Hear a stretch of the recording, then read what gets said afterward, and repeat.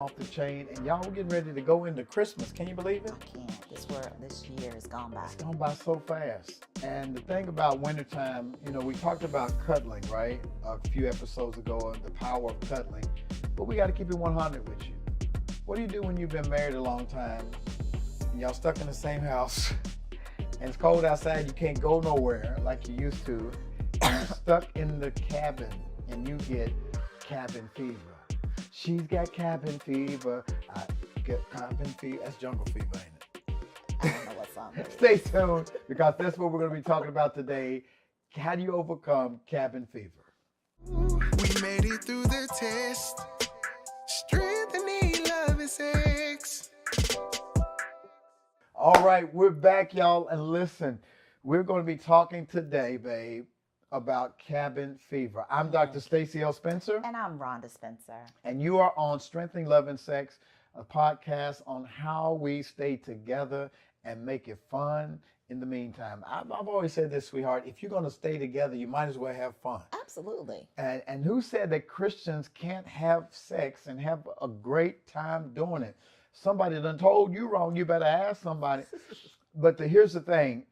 It can be challenging when you have been in a long-term relationship, especially in the wintertime. Now, we talked about the other side of the coin, and that is cuddling season, cuffing season is when it gets cold. But for single folk, that's a time to look forward to, like, ooh, I got to find me somebody to boo up with. It's cold outside. But what do you do when you've been beside somebody your entire life and now you can't go nowhere because it's hot, it's cold outside, and you're like, you still here? Really? Don't act like you ain't never said that. I'm keeping my face. So how do you do that? How do you overcome the tensions, right? Walls closing in, tensions can rise. Fear not. We're here to give you some strategies on how to overcome cabin fever. And of course, we always got to start with my wife's favorite one. Communicate. Communication is key. Effective communication is the foundation of overcoming cabin fever. Why? Because you got to do what, babe? You got to discuss your feelings. You got to discuss your feelings openly. And, talking to your partner, expressing any frustrations or concerns. And then that establishes a safe space for dialogue, so that will lead to a deeper understanding of each other's needs during this time, because it's only a season. The sun is going to come back around where it doesn't get dark at 3:30. It's important to have intentional conversations with your spouse about how you're feeling in this season. And sometimes they're not always pleasant conversations, No. but they're needed conversations. Right. We got to learn how to speak truth in love. This is a hard season for you because, you lost your mom in December of last year. And I noticed just the other day, my wife, she was kind of sullen and withdrawn. And I'm like, what's going on? She's like, nothing. I'm just not having a good day. And me being a feeler, I couldn't let that go because I know there's more to it. So what should a husband do when you're stuck together, you're not feeling your best, and you may not want to express what you're feeling? You talk about communication. How does a husband communicate with his wife when she's feeling a certain way, but she doesn't know how to express herself? Well, during those times, it will be easier for the person that is not feeling 100%, or there may be a heaviness, just to say, hey, I'm feeling this heaviness. I'm feeling in a mood. I know you're probably feeling it. I'm not snapping at you. Just over communicate and say, hey, once I find out what's going on or how I can tell you exactly what's going on, then I'll communicate that. Did you hear that? She said, once I can get the words for how I'm feeling, I'll come back to you. Now, as a husband, that makes me feel good because I don't want to internalize her silence as rejecting me. So when she's able to articulate to me, baby, it's not you. I'm feeling a certain kind of way. When I can put words to it, I want to come back to you and tell you, but please trust me, it's not you. Am I? You're correct. And so, does that help you to have that space to go and process what you're thinking? Oh, absolutely. Because if you're constantly, what's wrong, what's wrong, what's wrong, and you really don't have the words to express what's wrong because you really haven't picked it apart as to why you're feeling the way that you're feeling, that makes the other person not feel so anxious, the one that's, in the mood. And I think it's the same way for men to a degree. We don't have as many words as you guys have. We run out of words at the end of the day. And if we're going through something, a lot of men like to retreat into their man cave. And I think this goes to the second part of our strategy, and that is to create personal space, even in close quarters. It's crucial to carve out personal space, whether it's designating separate corners of a room or having scheduled alone time. Going back to my thought about that man cave, I have an office in our home where I'm able to go in and either pray or sit in my easy chair to read or have me a glass of wine or just decompress and watch some TV, because I'm going through a lot of things and I need to go figure it out. And my wife gives me that space to go do that. Her space may be, I want to go veg and binge watch on the couch because I've had a bad day. Right. And by doing that, you're watching somebody else's life and not really thinking about your own. And having that space to do so, it means a whole lot, as opposed to your spouse coming, you're still there on the couch. What episode you on now? That becomes tiresome in itself. Yeah, and I do say that because I'm like, after number 6, I want you to come back. I miss you. So how long, that's a good point. Let's talk about it. Let's keep it 100. How do you know how long to stay in that space? I guess it really depends on, you have to come up with a cutoff. You have to say, okay, this is going to be the last episode I'm going to watch. How many is it, baby? It just depends. It really depends. Y'all help me. Y'all hear me? I'm trying to help you help us. But it is a cutoff point. There right? is a cutoff point, yes. Because for me, as a husband, I do enjoy your company. And at some point, I want you to come to bed. I want us to cuddle. I want us to connect. I want us to have sex. And yet there are times when you need your space, where you need to go binge and do something non-cerebral. I get it. But we both have to agree on the cutoffs. And typically, on average, our cutoff time is around what time? About 9:30, 10 o'clock. About 9:30, 10 o'clock. We typically, on average, we both come to bed. I can hear shutting it down. I hear the dog being put up. I hear the dishes rattling, and I start salivating like a Pavlovian dog. And I'm like, she's getting ready to come in here. Oh, good. She finally cut off the episodes. I get to reconnect with my wife. But the creating space is important. We all need some space, and we need the chance to miss each other. Yes, We need a chance to miss each other. And I was talking to a young couple the other day, babe, and the husband was like, I want to go out with my male friends and go shoot some pool and, smoke some cigars. But my wife, she feel like, she needs to be with me all the time. And I said, that's not true. 80% of what you need in marriage is going to come from each other. The 20% is going to come from outside interests, kosher interests. Right. Not another partner, not people that are going to take you away from your marriage, but platonic friends that both of you mutually feel like are safe people. You can go and spend time with them. But if you're in the house and you can't get out because it's cold or economically you just can't afford it, find you some safe spaces around the house. What's the third thing you would say, babe? You got to plan some engaging activities together. You got to break the monotony and just do some things together. That could be as simple as cooking together. I so love it when I'm cooking dinner and you come in and offer some help, not just to clean up, but actually participate in what I'm doing, or even playing games together. If you have children in the home or young adults in the home, have a game night. Yeah. Have a game night together. Or this is a great time to clean out the attic. It's not hot up there. Let's clean out the attic. Have a group home improvement thing going on. So you're getting some stuff done and you're spending time with your family. And I hope this is a no judgment zone. You know, that you all are not going to judge me about what I'm going to say. I can remember us going out on the patio. We got some Cuban cigars from Cuba, and I'm not a big cigar smoker. We had to Google how to smoke We had to 'em. Google how to smoke them. And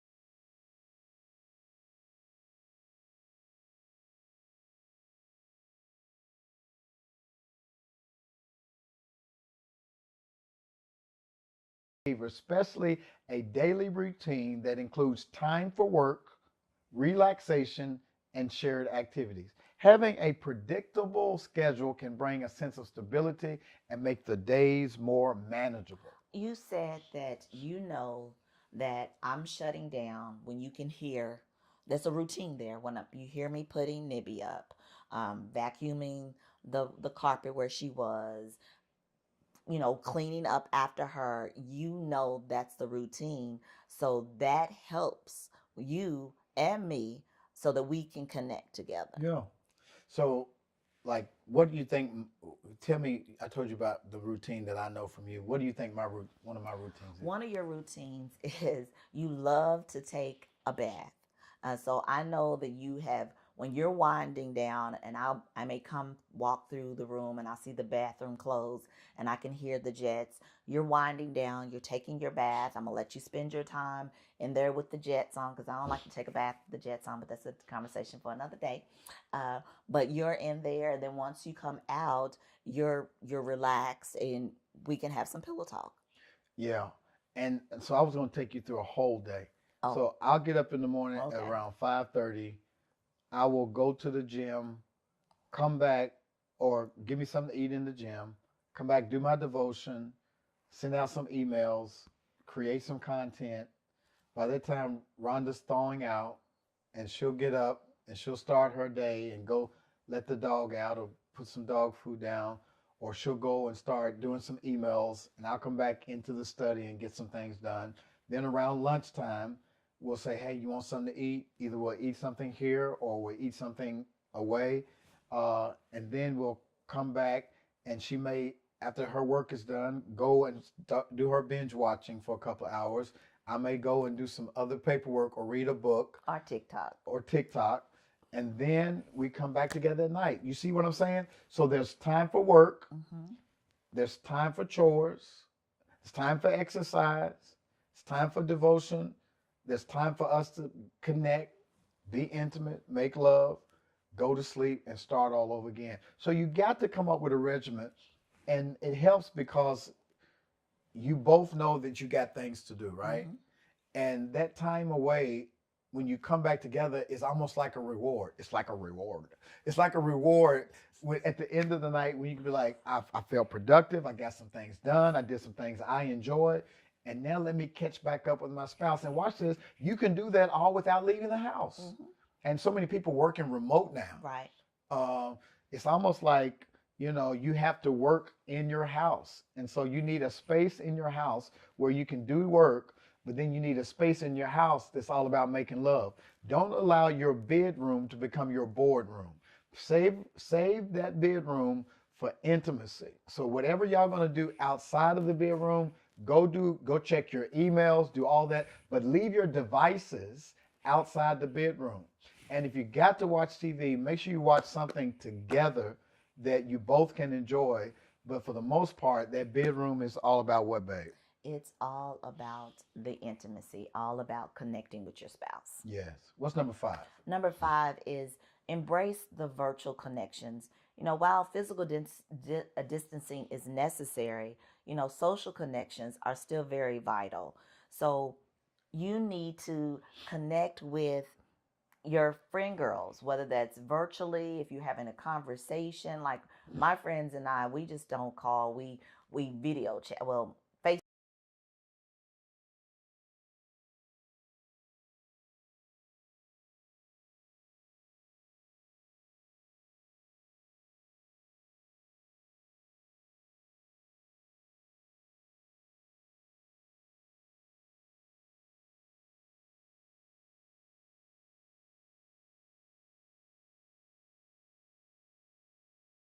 My guy friends, when my team is playing, uh, when they're not doing good, I need somebody to speak in known tongues with and to vent my frustrations because she doesn't always understand how passionate I am about football. And so I need some folk to call and cuss with and holler with. But also, I call my mom to check on her. I hear you talking to my sister, your sisters.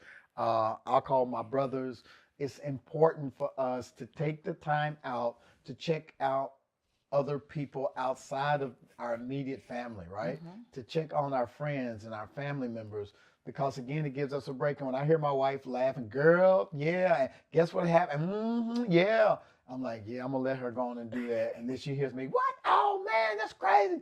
She knows what time it is. I'm stressing out about the Pittsburgh Steelers or the Memphis Grizzlies yet again. But it's so important that we have those outside connections. So, in summary, baby, can you give us a recap of what we can do to combat cabin fever? One of the things, well, as a recap, you have to communicate with your partner whatever frustrations or expectations. You have to build a routine. You have to make sure that you're spending quality time together as well as alone time together, and then find some things that you both enjoy inside the home doing together that will connect you back to one another outside of the bedroom, whether that's playing games together, cleaning up together, or cooking together. Remember that overcoming cabin fever is a team effort. Yes. Through effective communication, creating personal space, engaging in shared activities, establishing a routine, and embracing virtual connections, you and your partner can navigate these challenging times together. We want to thank you guys for spending time with us in our cabin. And we pray that you will not have cabin fever. You won't have cabin fever because you're going to learn how to keep the communication going. You're going to learn how to establish meaningful connections. And when you come in your bedroom, we're praying that y'all will have the most amazing time together because you spent time apart. And when you come back together, it's going to be even sweeter and stronger than it was before. So bless you. Anything else you want to say before we leave them tonight? In the event that you are looking for some additional coaching or counseling, please check us out on theedencircle.com. That again, that's theedencircle.com. It's a program that we have where we do coaching and counseling, some meetups, and it's just where couples are trying to stay married, and we are trying to do that together. Speaking of which, we're going to have a fun December party with our Eden Circle group. We're going to play Dirty Santa, and I mean Dirty Santa. We're going to buy some naughty gifts for people who've been nice. Does that make sense? Kind of. Yeah. We're going to get some Yeah. naughty gifts for people who've been nice, and we're going to play Dirty Santa. And that's what we do. We just get together because we recognize that there are other couples out there that are trying to make it, and you need a community. You need a community of people who are trying to stay married like you are. And every now and then when you get stuck, you need some coaches to help you get unstuck. So we're here for you in theedencircle.com. And don't forget Love on the Bluff in June. I know it sounds like it's far away, but we're going to tell you more about that in January so you can come and be a part of the Love on the Bluff. We got 10 spots left. And if you want to go lock in your spot, go to drstacyLspencer.com and lock in your spot by paying your deposit down. Listen, we love you guys. If this has been a blessing to you, please comment. Please share with other couples who are trying to stay married and overcome cabin fever. We love you guys. Until next time, we'll see you and we'll be thinking about you. Be blessed.